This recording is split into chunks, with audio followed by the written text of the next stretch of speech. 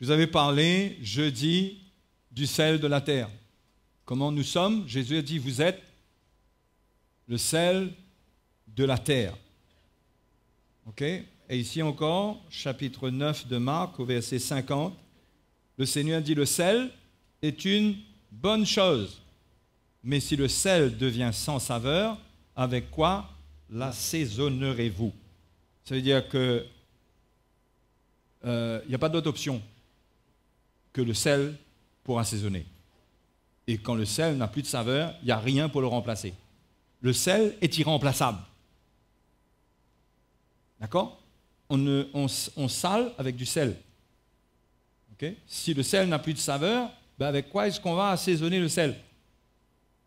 Okay? Il n'existe rien. Ayez du sel en vous-même. C'est de cela que je vous ai parlé jeudi, d'avoir du sel en soi-même. Et soyez en paix les uns avec les autres. Et vous vous souvenez, dans Matthieu, chapitre 5, au verset 13, Jésus dit, « Vous êtes le sel de la terre. » Et donc, j'avais encouragé l'Église ce jeudi que d'être le sel de la terre, c'est de porter cet état d'esprit, cet état de cœur que nous voyons dans les béatitudes. OK? Quand on n'a plus les attitudes qui sont décrites par le Seigneur au chapitre 5 du verset 3 au verset 10, eh bien, quand on a perdu ça, on n'a pas de sel. Et si on n'a pas de sel, on ne peut pas être le sel de la terre. Et tout ce qu'on fait est plat. Donc le Seigneur dit, vous êtes le sel de la terre, mais si le sel perd sa saveur, avec quoi la lui rendra-t-on? Encore une fois, il ne sert plus qu'à être jeté dehors et foulé aux pieds par les hommes. Ok? Donc tout ce que le Seigneur décrit au départ, ça parle du sel qui est en nous. C'est ce qui forme le sel. La pauvreté en esprit, l'humilité, la douceur, la soif de la justice, la miséricorde, le cœur pur, toutes ces choses-là, c'est un état de cœur qui fait que nous avons du sel en nous-mêmes et quand nous avons cela dans notre cœur, l'Évangile a une saveur particulière. L'Évangile n'a pas la même saveur chez tous les chrétiens. Il y a ceux qui parlent de l'Évangile, qui témoignent de l'Évangile, mais il manque du sel. Ou ils n'ont pas de sel. L'Évangile a souvent tendance à être légaliste, à être intellectuel, à être un évangile de principe. Mais l'Évangile, ça doit être le fruit de l'œuvre du Seigneur dans notre vie. Ce n'est pas une connaissance pour notre tête. L'Église, ce n'est pas une école.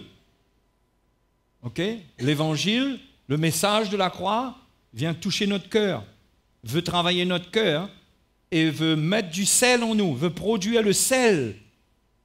OK? Et par le sel, le Seigneur parle ensuite de la lumière. Ah, il y a une sœur qui est venue me voir après la prédication de jeudi soir pour me dire, ben justement, ce matin, je regardais et j'ai vu que le sel est conducteur d'électricité. Si on met de l'eau dans du sel dans de l'eau et qu'on met des fils de courant, ça conduit l'électricité, donc ça produit la lumière. Donc quand on n'a plus de sel en nous-mêmes, la lumière ne brille plus. Ok? La lumière ne brille plus. Or, Jésus, après avoir parlé du sel de la terre qui vient avant la lumière, il dit, vous êtes, verset 14, la lumière du monde. Au travers du sel qui est en vous, vous éclairez. La lumière tire sa force, son énergie du sel qui est en vous. Plus on a du sel en nous, plus la lumière, plus le courant circule au travers de nous et nous sommes comme une ampoule vivante. Nous brillons. Nous sommes appelés à briller pour Jésus. Hein? OK? Donc, vous êtes la lumière du monde. Une ville située sur une montagne ne peut pas être cachée. Et on n'allume pas une lampe pour la mettre sous le boisseau, mais on la met sur le chandelier et elle éclaire tous ceux qui sont dans la maison. Que votre lumière luise ainsi devant les hommes, afin qu'ils voient vos bonnes œuvres et qu'ils glorifient votre Père qui est dans les cieux. Que votre lumière luise ainsi. Luise comment? À partir du sel qui est en vous. Ça doit briller de cette manière. Ça doit prendre son énergie du sel qui est en vous. OK? Et les frères et les sœurs, on n'a pas de sel si on n'a pas d'œuvre de Dieu dans notre cœur. S'il n'y a pas de travail du Seigneur dans notre vie, on n'a pas de sel. On n'a pas d'énergie, l'évangile n'a pas de saveur. Et on peut même fatiguer les gens avec notre évangile. On peut harceler des gens avec la Bible. Si une femme ou un mari n'a pas de sel dans son foyer, ce conjoint va se retrouver en train d'insister, d'amener l'évangile sans que ça soit une lumière. Or, c'est la lumière qui est produite par le sel qui est importante. Ce n'est pas les paroles.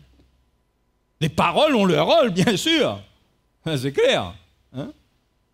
Mais ce qui est important, c'est d'avoir le sel. OK? Maintenant, je vais vous faire découvrir quelque chose ce matin. Concernant la lumière, parce que le sel ça résume tout ce que Jésus a écrit avant, et la lumière parle, je pense, un peu de sel, mais de la manière dont la parole de Dieu doit briller au travers de nous. OK?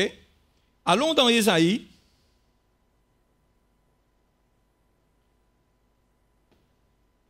Ésaïe, chapitre 51. Et on va voir comment Ésaïe, qui était un prophète messianique, comment Ésaïe avait une révélation spéciale de Jésus. De la venue de Jésus, de sa mort sur la croix, de sa résurrection, de ce qui allait suivre, de la gloire qui allait suivre, son œuvre sur la croix. Ésaïe a vu tout cela bien clairement. Et Dieu parle au travers du prophète Ésaïe. Et il dit, verset 4, « Mon peuple, sois attentif. Ma nation, prête-moi l'oreille. » Vous êtes d'accord que là, ça nous rappelle quand Jésus disait en vérité, je vous le dis. Il attire l'attention sur quelque chose qui est très, très important. Que si les Juifs avaient compris, ils auraient peut-être fait attention à Jésus qui est venu et au ministère de Jésus pour eux. Pourquoi?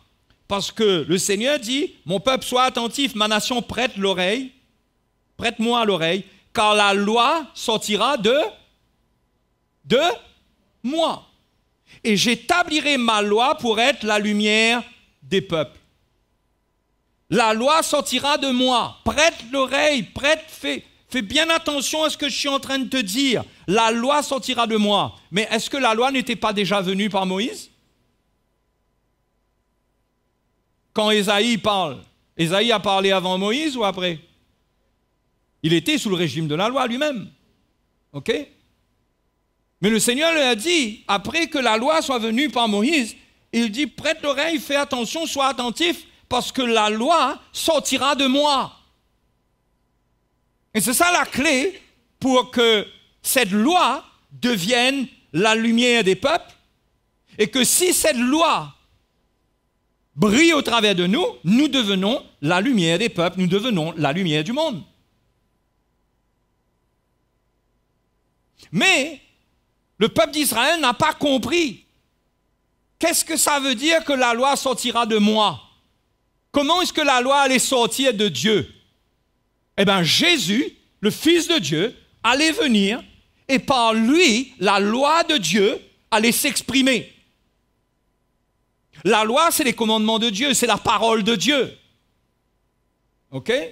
Et le Seigneur les avertit que la loi doit sortir de lui-même. C'est lui qui va venir et qui va montrer le cœur qu'il a quand il donne la loi et qu'est-ce qu'il veut exprimer, qu'est-ce qu'il veut manifester. Parce que les Juifs étaient très légalistes avec la loi et avec les commandements de Dieu. Ils n'avaient pas compris le sabbat, par exemple. Ils s'opposaient à ce qu'on fasse du bien le jour du sabbat, mais ce n'était pas le cœur de Dieu. Et quand Jésus vient, la loi est sortie de Jésus, non pas d'une manière légaliste, mais avec grâce et vérité. Et le Seigneur va lui montrer que l'homme n'a pas été fait pour le sabbat a été fait pour l'homme. Et il va permettre aux disciples de manger les épis de blé dans les champs le jour du sabbat, parce qu'ils avaient faim. Où était le problème? Ils étaient avec lui. Ils étaient en train de servir Dieu. Et comment les religieux étaient très légalistes. Ils disaient non, c'est le jour de sabbat, tu n'as pas le droit de faire ça. Même pas de guérir un malade. Alors quand le Seigneur guérissait le malade le jour de sabbat, il pointait le doigt vers le Seigneur et il voyait un problème. Mais au fait, c'est comme ça que la loi devait sortir de Dieu. La loi s'exprimait au travers de Jésus d'une autre manière. Et au fait, c'est ce que Jean dit. Il dit au chapitre 1er, verset 17, que la loi est venue par Moïse, mais qu'est-ce qui est venu par Jésus-Christ? La grâce et la vérité. C'est comme ça que la loi de Dieu est venue, est sortie de Dieu, c'est sorti de Jésus. La loi est sortie de Jésus. Quand il est mort sur la croix, il y a quelque chose qui s'est passé. Donc, il y a un plan au travers de Jésus pour que la loi vienne, non pas comme quelque chose qui vient condamner le peuple de Dieu, mais ça vient secourir le peuple de Dieu. Ce n'était pas la loi de l'Ancien Testament, mais c'était la parole de Dieu qui était dans le cœur de Dieu. C'est ça que Jésus est venu apporter et que le peuple d'Israël ne connaissait pas. C'est pourquoi Dieu leur a dit, mon peuple, sois attentif. Prête-moi l'oreille, parce que la loi sortira de moi. Et j'établirai ma loi pour être la lumière des peuples. Donc, à partir du moment où la loi est sortie de Jésus, cette loi allait devenir la lumière des peuples. Et cette loi, c'est la loi de Christ. C'est l'Évangile. C'est ça qui était appelé à devenir la lumière des peuples. Il fallait que ça sorte de Dieu.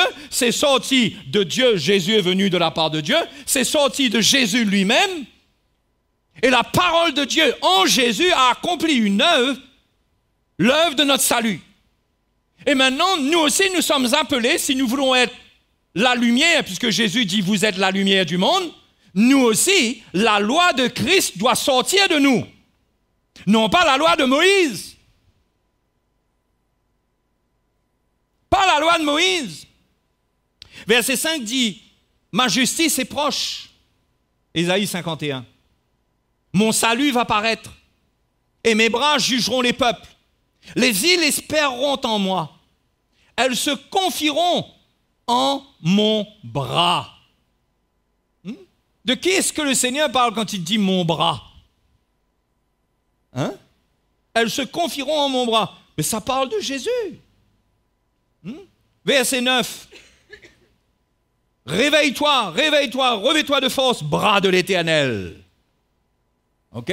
Ça parle de Jésus qui allait venir pour vaincre le diable, vaincre le péché, vaincre le monde, nous donner la victoire, pour faire de nous une lumière, pour que nous puissions transporter la loi comme il l'a transportée, la parole de Dieu comme lui, il l'a portée en lui-même, et que nous devenions avec lui, au travers de lui, la lumière du monde, que la lumière brille au travers de nous. Plus de vent. Chapitre 52, verset 10. L'Éternel découvre, quoi? Le bras de sa sainteté aux yeux de toutes les nations. Le bras, c'est Jésus. Jésus vient comme le bras de Dieu.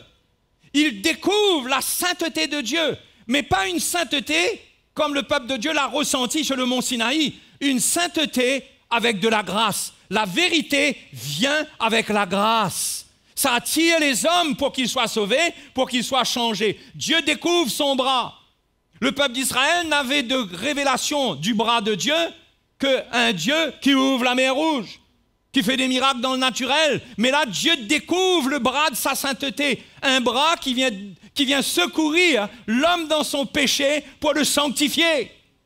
Ça parle de Jésus. Regardez chapitre 53, verset 1er. Chapitre 53, ça parle de la mort de Jésus, de l'œuvre de Jésus. C'est un des chapitres les plus extraordinaires de la Bible.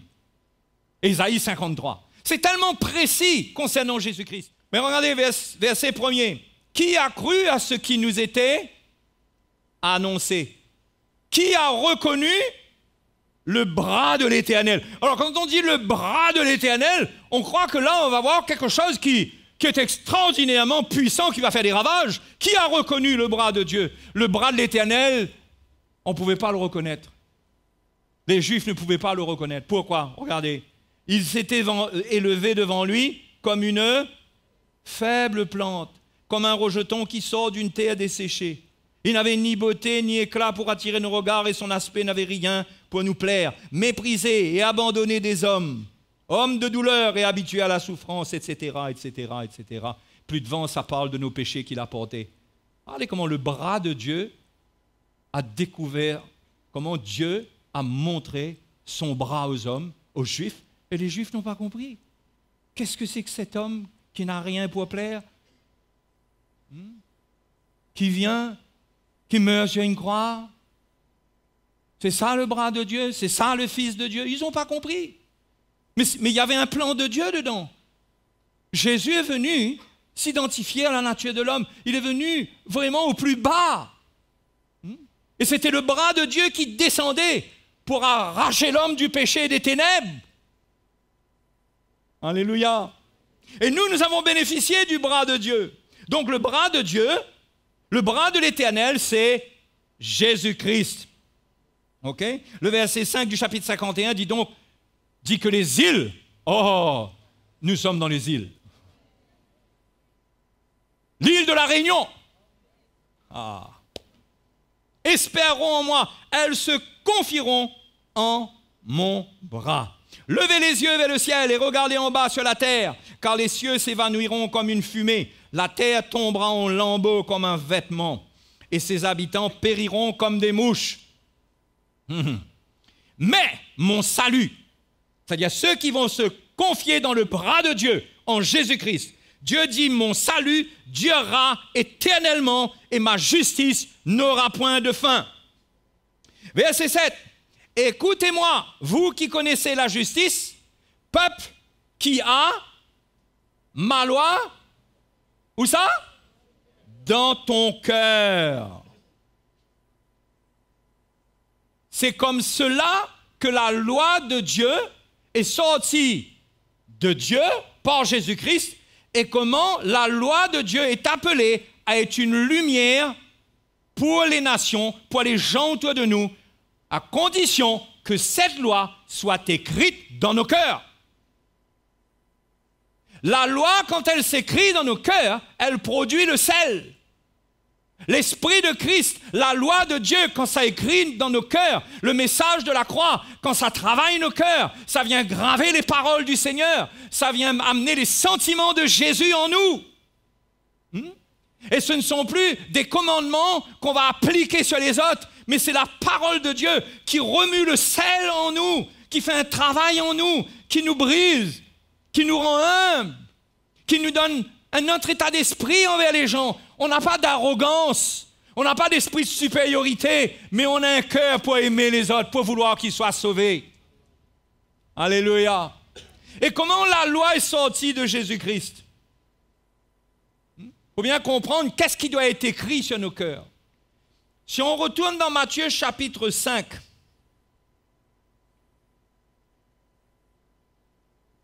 Matthieu chapitre 5, le verset 16 dit donc que votre lumière luise ainsi devant les hommes. Luise comment? Toi, peuple, qui as ma loi dans ton cœur. La lumière va briller quand la loi est dans ton cœur. C'est différent de la loi qui est quelque chose qui est apprise intellectuellement, où on essaye de vivre par notre propre force, par la force de notre chair. Non, Dieu prend le siège de l'homme, le fondement de l'homme qui est son cœur, et il écrit sur le cœur de l'homme. C'est là que tout commence. C'est là que tout commence. Que votre lumière luise ainsi devant les hommes afin qu'ils voient vos bonnes œuvres et qu'ils glorifient votre Père qui est dans les cieux. Ne croyez pas que je sois venu pour abolir la loi ou les prophètes. Je suis venu non pour abolir, mais pour accomplir. Pour accomplir. C'est comme ça que la loi est sortie de Jésus. Il a accompli la loi.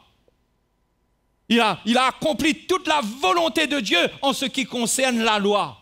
Que ce soit tout ce qui est cérémoniel, rituel, les sacrifices, il a tout accompli, mais aussi la loi morale. Tout a été accompli en lui. La loi est sortie de lui. Il a fait briller la sainteté de Dieu.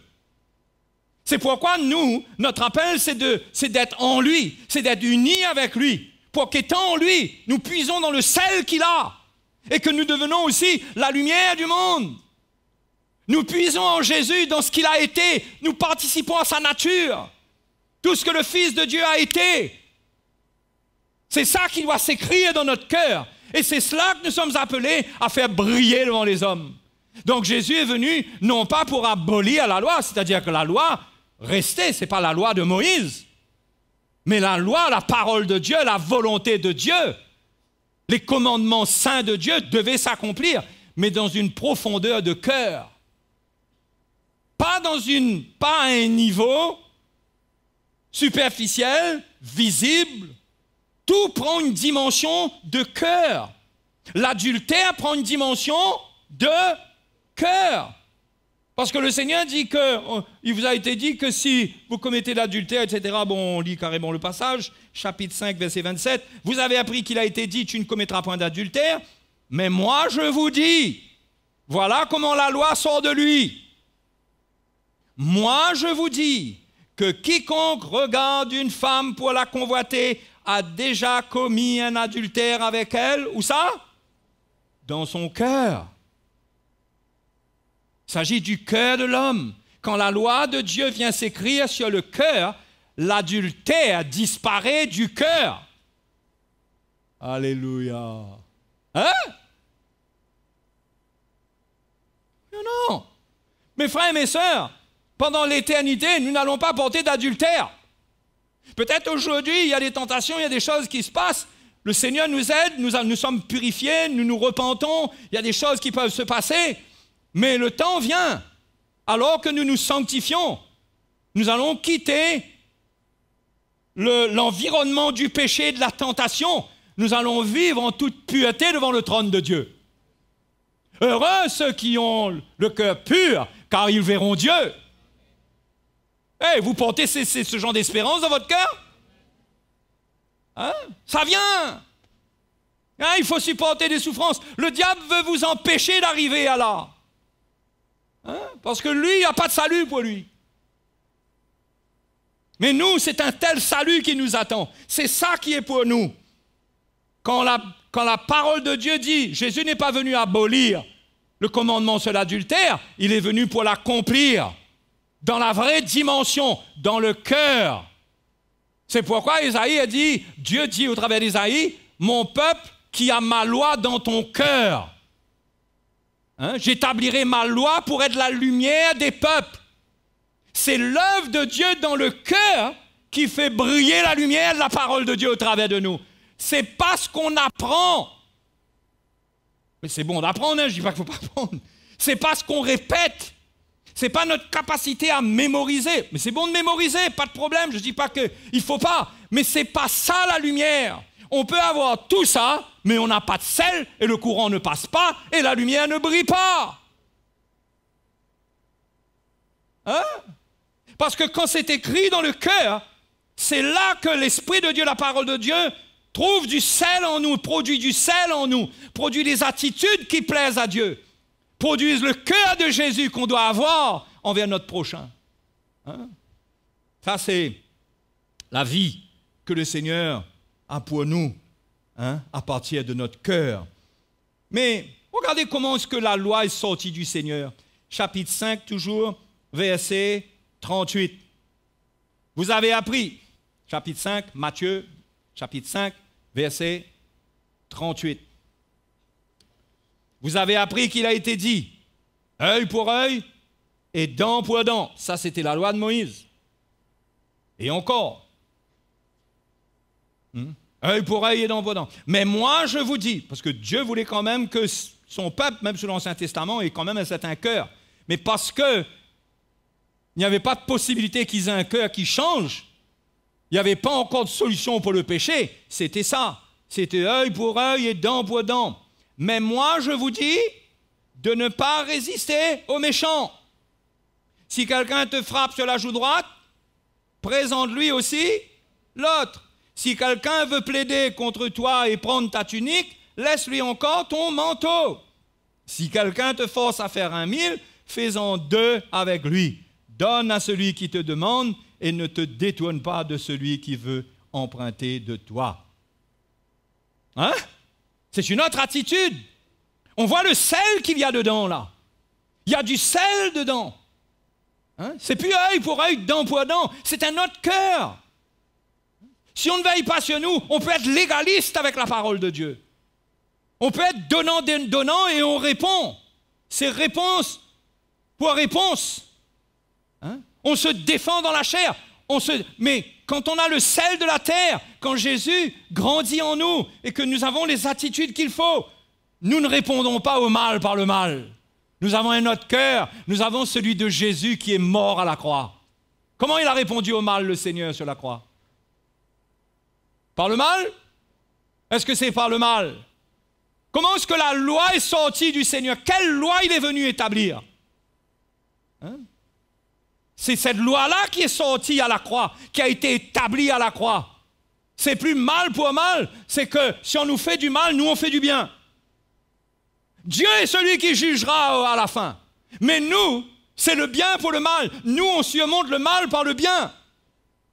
Pour le juif, ce n'était pas comme ça. Ce n'était pas cette mentalité-là. Mais nous, aujourd'hui, la loi de Dieu, Dieu a découvert le bras de sa sainteté et Dieu produit cela en nous. Que ce n'est pas à nous d'exercer la vengeance. Verset 43.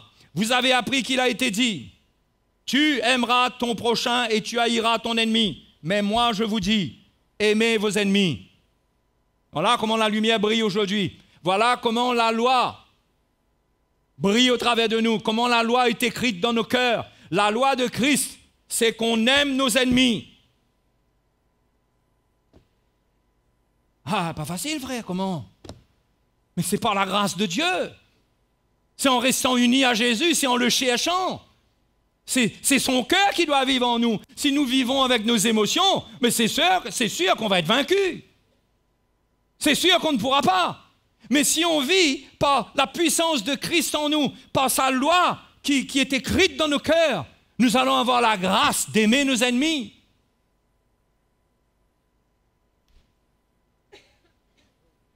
Ça alors, ben c'est écrit, hein?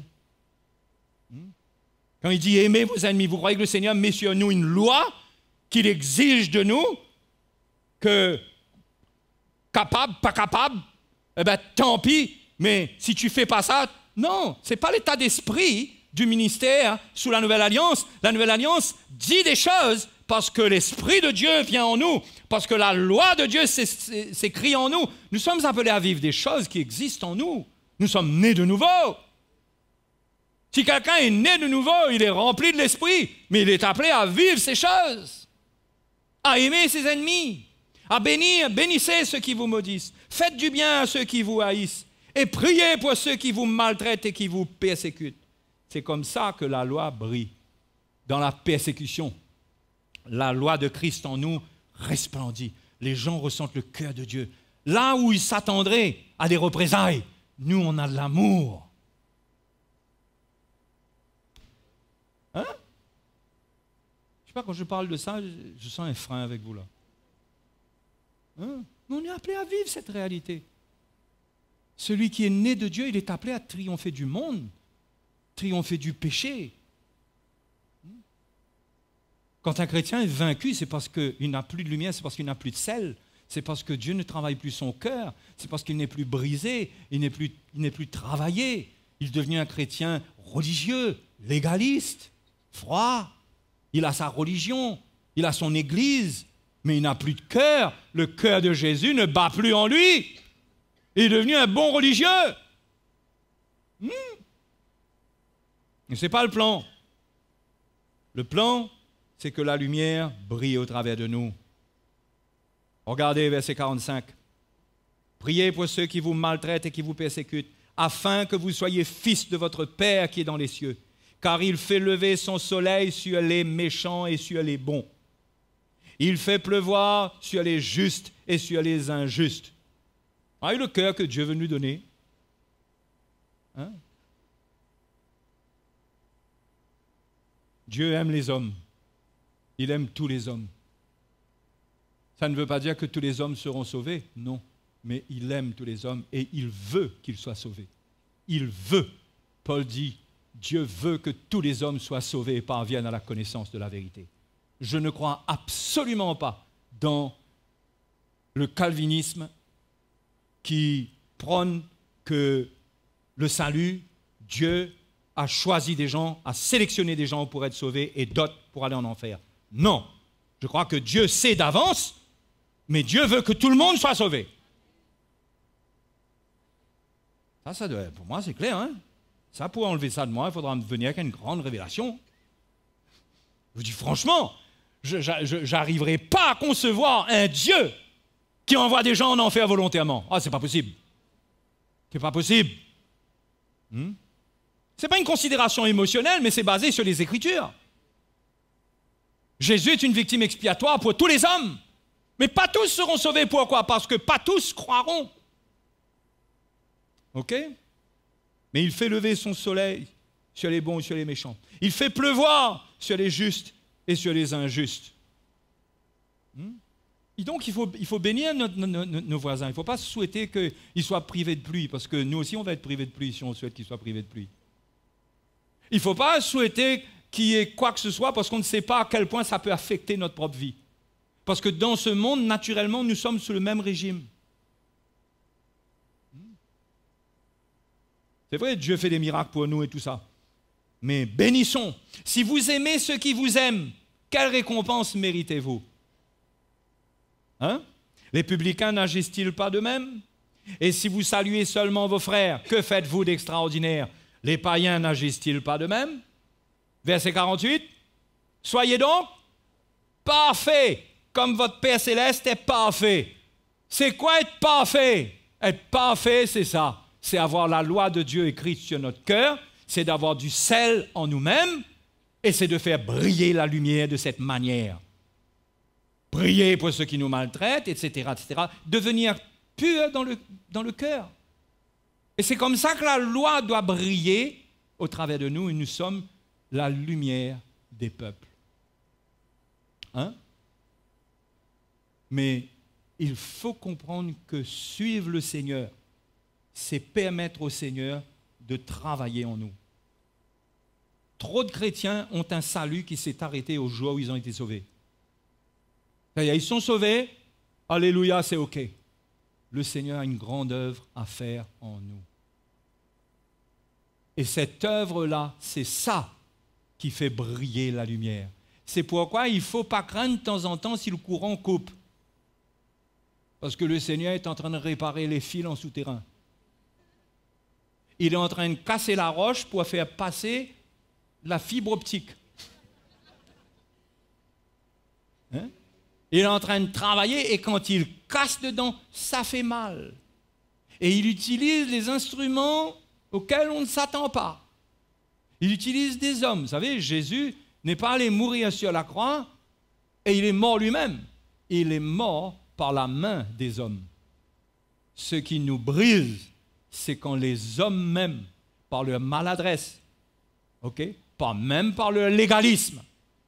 La loi n'est pas bonne, mais Dieu utilise tout ce qui existe autour de nous pour nous briser. C'est pourquoi nous avons la responsabilité de garder un cœur pur. C'est pourquoi il y a encore des faiblesses au milieu de nous. C'est pourquoi il y a des gens qui ont un caractère qui est vif. C'est pourquoi il y a des maris qui ont une femme qui ont un caractère vif. C'est pas que c'est bon. C'est pas une histoire de bon. Dieu utilise tout pour être à l'œuvre, pour briser notre cœur, briser notre orgueil. Hein? Quand le mari prend l'évangile comme une loi pour faire asseoir son autorité sur sa femme et lui faire comprendre que c'est lui le boss, eh bien Dieu a un plan pour le briser, parce que Jésus n'est pas un mari comme ça pour son épouse. Donc Dieu brise son orgueil, Dieu travaille et casse les roches en lui jusqu'au point où il voit lui-même combien il a besoin de sa femme et il aime sa femme et il est prêt à accepter les faiblesses venant de sa femme. Et là, Dieu change sa femme. Dieu peut changer l'autre quand le Seigneur a déjà fait le travail qu'il devait faire en toi par l'autre. Enfin, peut-être que ma thèse n'est pas trop ça, je ne sais pas ce que vous en pensez. Ça ne change pas le fait que le légalisme dans la vie des uns et des autres n'est pas bon. Mais comme c'est là, et que Dieu n'est jamais vaincu et perdu et il ne panique pour rien du tout, eh bien Dieu utilise tout pour travailler notre vie. Nous avons la responsabilité de garder notre cœur pur. Nous devons garder la révélation de l'Évangile. Et à côté du fait que le Seigneur doit changer les injustices, mais on doit comprendre que là, le Seigneur, il utilise beaucoup de choses. Il utilise les faiblesses des uns et des autres pour travailler ma vie, pour me donner le cœur que lui, il avait pour ses disciples. Vous êtes d'accord avec moi que ses disciples le mettaient un peu à l'épreuve? Est-ce que les disciples de Jésus mettaient Jésus un peu à l'épreuve? Au point qu'il leur disait race de vipères, mais pourtant le Seigneur est mort pour eux. Le Seigneur a donné sa vie pour eux. Hein? C'est le cœur que Dieu nous demande d'avoir. On n'est pas prêt à tout remballer parce qu'il y a des problèmes. C'est pareil pour nous, les serviteurs de Dieu. On n'est pas prêt à tout remballer parce que demain matin, il y a 4-5 d'entre vous là, vous commencez à nous décourager, on commence à regarder là, et puis on se dit, frères et sœurs, on est fatigué, on est découragé. Non, on a la responsabilité, comme un père de famille dans sa maison, même si tout va mal, on est là pour le peuple de Dieu. L'homme est là pour sa famille, mais si son cœur n'est pas travaillé, il ne pourra pas. Sa faiblesse va prendre le dessus. C'est pourquoi je vous dis que le principal, c'est l'œuvre du Seigneur dans notre cœur. Ça, c'est important. La lumière, ça brille tout seul, la lumière. Quand le courant est établi et tout le compteur est en place, les câbles sont là. Vous voyez des gens qui sont en train de faire un effort pour faire briller la lumière? On appuie sur le bouton, plop, boum. La lumière, ça brille tout seul. Le problème, c'est l'installation. Oui, la lumière brille tout seul. C'est le travail de Dieu en nous qui est important. Quand le chantier est fini, quand tout est mis en place, la lumière brille. Alléluia. Donc, qu'est-ce qu'il faut chercher? Il faut chercher la lumière ou le travail? Qu'est-ce qui est plus important? Le travail de Dieu en nous. Le travail de Dieu fera briller la lumière. OK? Qui a compris là? Vous avez compris quelque chose? Hein? C'est pourquoi nous sommes éprouvés, c'est pourquoi nous sommes testés, c'est pourquoi nous souffrons. Pourquoi Dieu permet la souffrance dans la vie du chrétien? Parce que Dieu remue le sol du cœur du chrétien, il le secoue, il veut que le sel, il veut qu'il y ait un travail et qu'il y ait du sel en chacun de nous. Hein? Jésus a dit dans Marc chapitre 9, verset 49, juste avant, il dit « Tout homme sera salé de feu ». On est salé de feu, on est éprouvé. On passe dans le feu. On souffre. Parce que le Seigneur veut nous purifier. Il veut que la lumière brille. Mes frères et mes sœurs, la vie chrétienne, ce n'est pas s'efforcer de faire briller la lumière. La vie chrétienne, c'est accepter l'œuvre de Dieu en nous pour que la lumière brille naturellement. Alléluia. Mais c'est ça le plan du Seigneur. Que Dieu travaille notre cœur. Et on ne peut pas dire, là le Seigneur a fini. Non, il n'a pas fini. Jusqu'au bout, il va œuvrer. Il faut être prêt. Et quand on est secoué, et quand on souffre, il faut rester là même. C'est pas quand le marteau-piqueur commence à taper là, on se dit ça fait trop mal aux oreilles, ça s'il te plaît, arrête ça, non, non, je veux pas de ça. Ben, tu n'auras pas tout ce qu'il y a dedans. On va pas pouvoir mettre les câbles. Ton ampoule va rester une ampoule morte. Il faut laisser Dieu œuvrer. Et frères et sœurs, il faut profiter de tous les moments difficiles qu'on a pour s'approcher du Seigneur et pour recevoir l'œuvre qu'il veut faire dans notre vie dans ces moments-là. Et qu'on prie le Seigneur pour nos moments difficiles, que Dieu change ça, il n'y a pas de problème. Mais il faut qu'on profite des secousses pour être travaillé, pour trouver le sel en nous, pour manifester les bonnes attitudes, pour s'appliquer, pour faire mourir les choses qui ne sont pas bonnes, s'identifier à la parole de Jésus, faire du bien. Oh, faire du bien à nos ennemis. Qu'est-ce que Pierre dit? Si quelqu'un, pas Pierre, Paul, il dit ne vous vengez pas vous-même, bien-aimés. Il dit si ton ennemi a faim, donne-lui à manger. Maintenant, fais attention, tu emmènes une assiette devant quelqu'un que tu sais très bien qu'il va la rebalancer dans ta figure. C'est pas non plus à faire n'importe comment, c'est pas à prendre à la lettre comme ça, mais c'est une attitude. Si l'occasion t'est donnée, c'est ton ennemi, mais il a faim. Donne-lui à manger, c'est l'occasion là de lui apporter l'évangile. Pas une parole, mais tu apportes le cœur de Jésus vers lui. Le message de la croix est une réalité, parce que c'est ton ennemi comme les hommes ont été ennemis de Jésus à la croix. Et qu'est-ce que tu fais? Tu fais ce que Jésus a fait. Tu lui donnes à manger. Les frères et les sœurs, vous passez par des situations de persécution dans le travail, parfois, non? Il y en a qui passent par des situations de persécution. Aujourd'hui, quelqu'un vous persécute, vous harcèle, vous fait du mal. Demain, Dieu prépare un chemin pour lui. Vous savez pourquoi Dieu prépare un chemin pour lui? Pas pour que vous ayez dans votre chambre vous réjouir et parler sur lui et dire « T'as goûté, lui ?» Non! Il passe son chemin parce que Dieu veut faire briller la lumière envers cet homme. Il veut montrer le cœur de Jésus, la loi de Jésus-Christ, l'Esprit de Christ. Il veut, au travers de cela, toi, tu dois voir que tu dois lui donner à manger. Tu dois l'aider maintenant. C'est un collègue? C'est un collègue? Ben, l'occasion t'est donnée. Ben, de l'aider. Il est en difficulté. Aujourd'hui, c'est lui qui souffre. Hier, il te faisait du mal. Il a mal parlé sur toi. Mais aujourd'hui, c'est lui qui passe dans le chemin. Pour lui, la logique, c'est quoi? C'est que toi, tu le regardes avec un regard qui le défie et qui le méprise. Lui, il s'attend à ça. Mais la lumière brille. Toi, tu es là et tu dis, je peux t'aider? Hein? Est-ce que je peux t'aider? Je veux t'aider. Croyez-moi, les frères et les sœurs, ça touche le cœur des hommes. Laissez des petits versets bibliques sur la table. Laissez traîner les versets bibliques là. On peut faire, comprenez. Hein? Laissez nos petites brochures. On fait comme si ce n'est pas nous, on laisse ça traîner sur son bureau là. On est parti comme ça, peut-être il va voir. Ça, c'est une chose. Je ne dis pas que le Seigneur ne peut pas toucher le cœur de quelqu'un avec ça. Mais quand nous devenons la loi vivante de Dieu, quand l'amour de Dieu, le commandement du Seigneur est écrit sur notre cœur, et que quand nos ennemis maintenant sont en difficulté, et nous sommes là pour les aider, la lumière brille. Et Jésus a dit que la lumière luise ainsi devant les hommes, afin qu'ils voient vos bonnes œuvres, et qu'ils puissent être sauvés. Mais mes frères et mes sœurs, mais si quelqu'un nous fait du mal, et on est déjà en lutte avec l'amertume, j'arrive pas à le pardonner, frère, j'arrive pas. Tu sais ce qu'il a fait? Tu sais, à cause de lui, j'ai perdu 400 € sur mon salaire. J'arrive pas. Où on va avec une vie chrétienne pareille? Où est le sel? Il n'y a plus de sel. Là, tu es livré pour être foulé aux pieds, parce que tu n'as plus rien pour te tenir, tu vas perdre courage. Tu vas te décourager même dans ta foi, tu vas tout quitter. Et le plan de Dieu, c'est que dans ces situations-là, nous, on a le sel de la terre. On a l'amour de Dieu. On a l'humilité.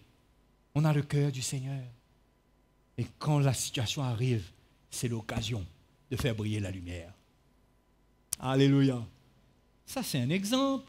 C'est pareil pour notre foyer. C'est pareil pour notre foyer. On passe des moments difficiles. Vous pouvez avoir un conjoint qui ne connaît pas le Seigneur, qui vous fait toutes sortes de niches. Mais dans le moment où il souffre, quand il est malade, comment vous lui faites sa tisane? Dans quel état d'esprit? Non, mais vous croyez que c'est un détail? Peut-être que vous croyez que c'est une illustration insignifiante, mais dans quel état d'esprit? Ouais, ben toi tu m'as fait ça, mais je vais te faire ta tisane. Hein. Allez, viens. Hein? Non. Hein? On fait briller la lumière. On lui prépare sa tisane à notre chérie. C'est comme si qu'on est passé là de la lune de miel à maintenant. Il n'y a plus rien entre. Ça, c'est l'amour de Christ. L'amour de Christ ne garde pas de mauvais souvenirs et ne traîne pas de l'amertume et toutes ces choses. Et on arrive à faire briller la lumière. Mais la Bible dit que certaines femmes ont sauvé leur mari par cet état d'esprit-là. Hein? Donc c'est pareil partout. Et c'est ça la vie chrétienne. Vous cherchez quoi dans la vie chrétienne? La vie chrétienne, c'est qu'on veut sauver ceux qui sont perdus. Nous sommes sauvés, il y a des gens qui sont encore perdus. Qu'est-ce que Dieu veut? Que je sois préparé pour sauver les autres. Ça commence par ma famille, et par mes collègues, et par mes voisins. Qu'est-ce qu'ils voient de moi? Mes voisins, qu'est-ce qu'ils entendent de moi? Ils ressentent le sel de la terre, ou bien les roches de la terre? Qu'est-ce qu'ils entendent? Qu'est-ce que les gens voient de nous? Jésus a dit, il vous a été dit, tu ne tueras point. Mais moi, je veux dire que si quelqu'un se met en colère, vous voyez ça là? Quand on se met en colère, on va contre le témoignage de Christ, on va contre la lumière du Seigneur, hein? Et ça équivaut à tuer. Ça équivaut à tuer quelque part. Bien sûr, on dira, c'est pas pareil, bien sûr, le résultat n'est pas le même. Mais d'un point de vue de l'Évangile, le témoignage de Christ, on tue, on détruit quelque chose par la colère. Donc ça peut... Il n'y a pas une loi sur nous d'être parfaits, d'avoir toujours les bonnes réactions, mais nous devons chercher le Seigneur pour nous appliquer. Quand nous sommes éprouvés, nous devons le chercher pour surmonter le mal. Trop souvent, on est assailli, on est harcelé, on est pressurisé et on reste avec notre propre force. Mais la Bible dit, déchargez-vous sur lui de tous vos soucis, car lui-même prend soin de vous. Lui-même prend soin de vous, ça veut dire quoi ça? Nous, vous savez, on a une manière terre à terre d'analyser l'Évangile. Lui-même prend soin de nous. Mes soucis, c'est quoi mes soucis? Ah ben mes soucis, c'est j'ai un souci, j'ai une facture que je n'arrive pas à payer, ça pèse. Ah ben je vais me décharger sur le Seigneur prend soin de moi. Mais est-ce qu'il n'y a pas des soucis plus importants que ça? Il y a des choses concernant les autres, concernant notre témoignage qui doivent nous tracasser, nos imperfections, ça peut être un fardeau, on se décharge sur le Seigneur, lui-même prend soin de nous, lui-même nous perfectionne, lui-même vient avec nous. Hein? C'est ça qu'on doit chercher. Alléluia. C'est pourquoi on doit prier. Conclusion, c'est pourquoi on doit prier. C'est pourquoi on doit jeûner. C'est pourquoi on ne peut pas passer notre vie à nourrir notre chair. On nourrit notre chair, c'est elle qui fait son bal, on continue à la nourrir, elle est contente. Mais allons la crucifier un petit peu. Hein? Allons passer un coup dans la cuisine sans lui donner rien. Allons prendre le temps devant le Seigneur de nous humilier et au contraire revenir au sel de la terre au lieu du sel de la cuisine. Nous revenons au sel de la terre. Seigneur, je suis misérable. J'ai besoin de te chercher, j'ai besoin de toi dans ma vie. Mon caractère prend le dessus, mes manières prennent le dessus. Je suis un mauvais témoignage. Jusqu'à quand on va dire, ah ben ça c'est mes faiblesses. Ah ben tu sais, hein, chacun est fait à sa manière, hein, chacun son truc. Non. On est tous appelés à manifester le cœur du Seigneur. On ne peut pas juste excuser nos faiblesses, qu'on est en train de blesser les gens, on est en train de détruire les gens. Bien sûr, le Seigneur nous pardonne. Mais qu'est-ce qu'on est en train de faire? La loi du Seigneur doit briller au travers de nous. La loi, l'évangile, c'est ça la loi dont je vous parle, hein? Mélangez pas. L'évangile, l'Esprit de Christ doit régner au travers de nous. Non, on a des défis, les frères et sœurs. Oui ou non? Il y a combien de choses dans notre chair qui se manifestent? Combien de choses qu'on dit et on se dit, mais... Oula, je n'aurais pas dû dire ça. Ça vous arrive? Je ne vous demande pas si ça vous est arrivé, je vous demande si ça vous arrive. Vous avez compris, je ne vous ai pas demandé si ça vous est arrivé. Je vous demande si ça vous arrive. Ça veut dire que ça vous arrivera encore. De penser une chose, de dire une chose, d'agir d'une manière, vous dites, Ah, oh Seigneur, j'ai raté. Mais heureux les pauvres en esprit.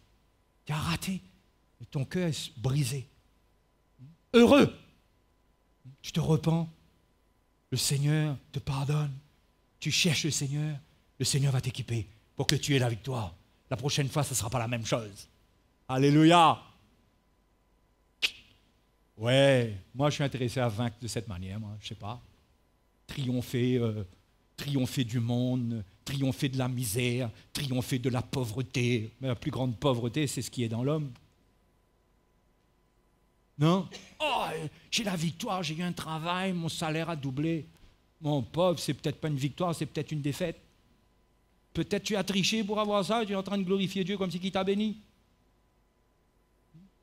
La plus grande pauvreté, c'est celle qui est dans l'homme. Et quand nos faiblesses se manifestent, on doit se repentir. Et Dieu est avec nous. Et le Seigneur va travailler en nous.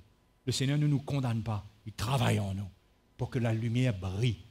Alléluia. Vous savez, quand on se repent, même qu'on a manifesté quelque chose de pas bon envers quelqu'un, mais quand on va s'excuser, on va se repentir avec le cœur de Dieu. Vous savez, ça peut toucher quelqu'un. Pourtant, la même personne a peut-être été blessée par nous. Mais cette personne ressent après qu'on est désolé. Mais s'il ressent que là, on est sur notre position, on est comme un orgueilleux. Où est la lumière? On est comme une lampe éteinte. Mais si on arrive à se réconcilier, à revenir, ça fait briller la lumière même, ça. Alléluia. On va arrêter là. On va prier le Seigneur. L'évangile, c'est l'œuvre de Dieu en nous. N'oubliez pas, Dieu a dit la loi sortira de moi. Ben, la loi sortira de son peuple. Comment? Pas la loi pure et dure de l'Ancien Testament, la loi de Christ. C'est ça qui doit se manifester de nous. Ça, c'est un témoignage puissant. C'est ça qui doit éclairer les gens. Il n'y a plus d'amen, il n'y a plus rien. Vous m'avez laissé tout seul sur l'estrade. Il dit, débrouille-toi avec ta prédication maintenant. Tu nous as cogné dessus ce matin. Maintenant, débrouille-toi. C'est pas ça. Pas ça du tout. Vous savez quoi? Vous écoutez l'évangile, mais qu'est-ce que vous faites de l'évangile? Il faut crier au Seigneur. Il ne faut pas oublier la parole de Dieu. Il ne faut pas être des auditeurs oubliés. Dieu a parlé à certains d'entre vous ce matin. À travers de ma bouche, les mots que je dis, ce n'est pas ce que je dis, c'est ce que l'Esprit de Dieu vous éclaire. La lumière brille quelque part. Oh, ça c'est toi. Mais souvent, quand la lumière brille, on voit l'autre. Ça c'est lui, ça c'est elle. J'espère qu'elle a entendu, ma femme. Mais c'est nous-mêmes, il s'agit de nous. OK? On se met debout?